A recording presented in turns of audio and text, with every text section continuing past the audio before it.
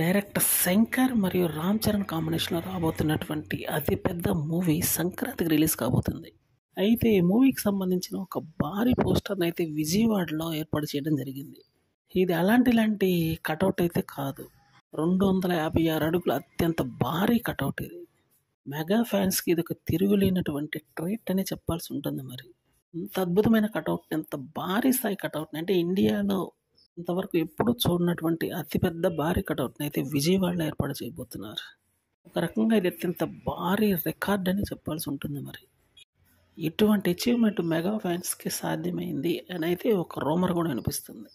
Global స్టార్గా ఎదిగినటువంటి రామ్ చరణ్కి ఇది కరెక్ట్గా జస్టిఫికేషన్ బాగుంటుందని మాత్రం ఫ్యాన్స్ అంటున్నారు.